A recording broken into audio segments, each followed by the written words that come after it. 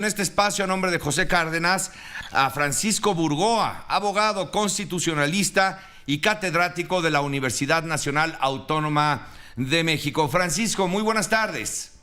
Muy buenas tardes, Mario, aquí con el gusto de estar contigo y con tu audiencia de Radio Fórmula. Gracias, Francisco. Bueno, pues un comentario de tu parte, claro que se amerita esta tarde para que logremos todos una mayor comprensión a lo que ha ocurrido hoy en esta materia.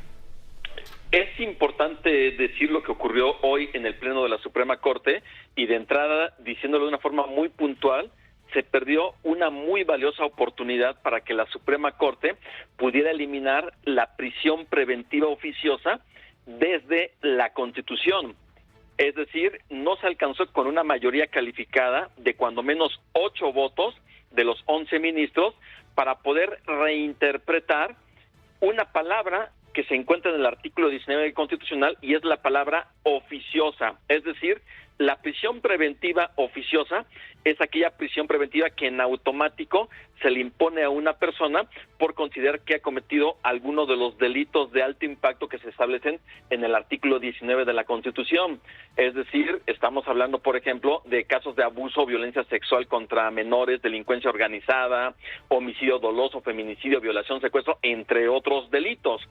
Entonces, lo que la propuesta del ministro Luis María Aguilar consistía en que cuando se leyera prisión preventiva oficiosa, el juez de control tenía que leer que en cada caso lo oficioso no es automático, sino tendría que justificarse caso por caso.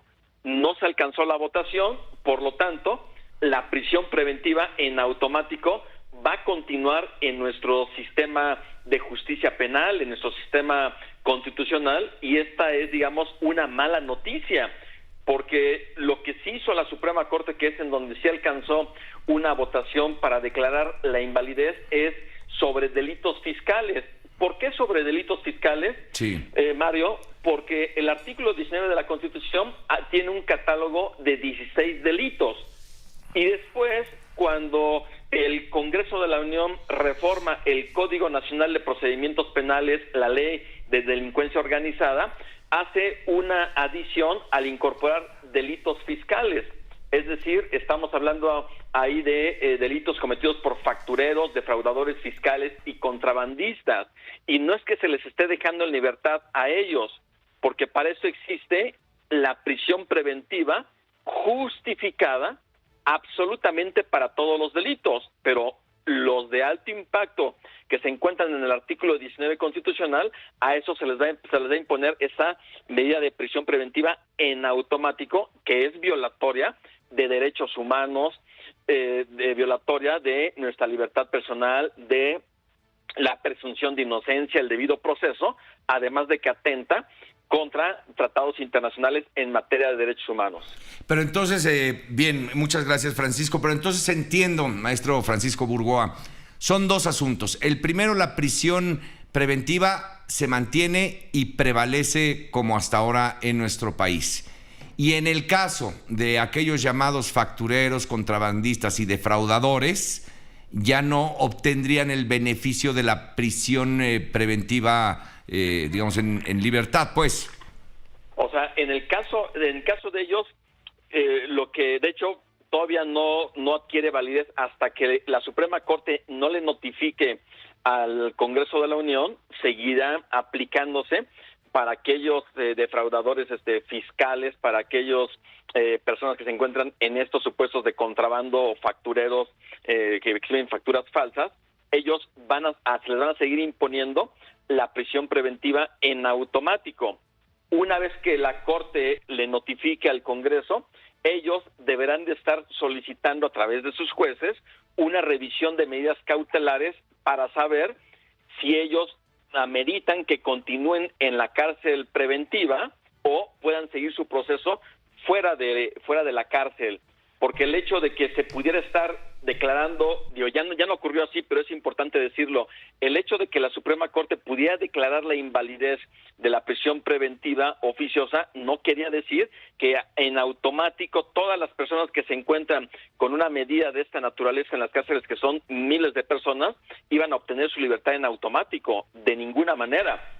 Simplemente se tendría que estar revisando caso por caso para saber en quiénes sí y en quiénes no iba a continuar esta medida cautelar para que siguieran su proceso dentro de alguna de las cárceles de nuestro país. Ahora, porque entiendo que el tema de la retroactividad de la ley, en aquellos casos que favorezca, digamos, sí aplica, pero no en aquellos que perjudique, ¿tiene algo que ver esto? Bueno, es importante que lo preguntas, Mario, porque la prisión preventiva oficiosa forma parte de un proceso de impartición de justicia. Es una medida cautelar que tiene como propósito que una persona que se puede tener el temor fundado de que se pueda sustraer a la acción de la justicia, o que si está en libertad puede causar daño a la sociedad o a las víctimas. Con esta situación no quiere decir que en dado caso se podría estar aplicando de forma retroactiva en perjuicio, porque como es una medida procesal, no estamos hablando de un derecho como tal en la prisión preventiva, sino de una medida cautelar. Por eso es que, aunque estemos hablando de este tema de la sí o no retroactividad de la ley, simplemente lo que implicaría es revisión de caso por caso, pero lo único que va a ocurrir para que haya revisión de caso por caso es para todas aquellas personas que actualmente están sujetos a prisión preventiva oficiosa por haber cometido uno de estos delitos de fiscales, sobrefactureros, defraudadores fiscales o contrabandistas. Bien, ahora, Francisco, regreso a la primera parte porque bien lo señalabas tú en tu comentario. Son dos apartados y el primero es que se mantiene la prisión preventiva en nuestro país, la cual tiene un costo, recuerdo yo, en estudios, pues ya hace de varios años en aquel entonces, de 4,000 millones de pesos al año. Eso cuesta la prisión preventiva, más de eso, ¿no? Ya en estos tiempos, eso cuesta la prisión preventiva al año en nuestro país. Lamentablemente es una cantidad que hoy no tenemos en este momento a lo mejor la cifra exacta para decir de cuánto nos cuesta tener a estas personas en una prisión preventiva oficiosa, y que además la mayoría de las personas que están en prisión preventiva oficiosa son personas que no tienen recursos para poder contratar abogados, y que lamentablemente no es que se esté impartiendo justicia, porque es prácticamente una pena adelantada. Es como un limbo. La presunción. Y ese es también un limbo. Ahora sí, lo de los 4,000 millones ya es lo de menos. El tema es cuántas personas quedan ahí a la espera de juicio, y cuando finalmente les llega su turno ya habrían cumplido 2 o 3 veces la condena completa de ser encontrados culpables, ¿no? Porque hay muchos casos que ni son encontrados culpables y ya se echaron 5 años, 6 años, 7 años, ¿no?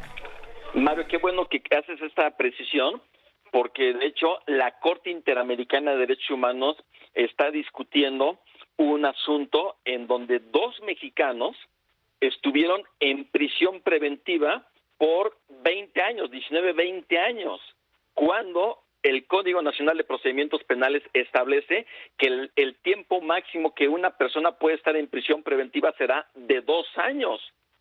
La realidad rebasa esos 2 años hasta simplemente verlo en este caso de estar 19 años estas 2 personas que finalmente demandaron al Estado mexicano ante la Corte Interamericana, y la Corte Interamericana en muy breve tiempo, estamos hablando de semanas o si no es de que muy pocos meses, va a dictar una sentencia condenando al Estado mexicano por estar teniendo esta medida de prisión preventiva oficiosa, y esperaría que en ese supuesto de esa condena, ahora sí, el poder reformador de la Constitución, el Congreso de la Unión, más las legislaturas de los estados, realmente puedan estar ya modificando la Constitución para eliminar la prisión preventiva oficiosa, porque debe ser una medida excepcional y no una regla.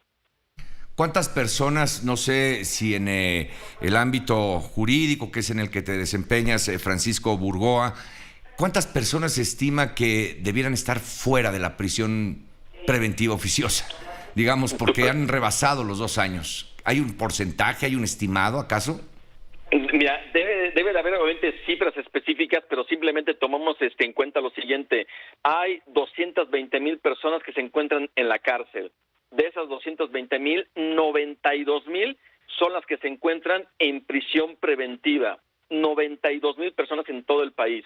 Y de esas 92,000, sí sería importante tener una cifra exacta para saber cuántas ya han rebasado los 2 años, y yo creo que más de la mitad sí se estarían rebasando los 2 años.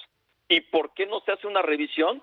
Porque el sistema de impartición de justicia en ese supuesto está rebasado. Y luego las personas que están con esta medida no tienen a un abogado particular para que presente una revisión de medida cautelar y puedan obtener su libertad siguiendo en proceso, pero estando ya en libertad.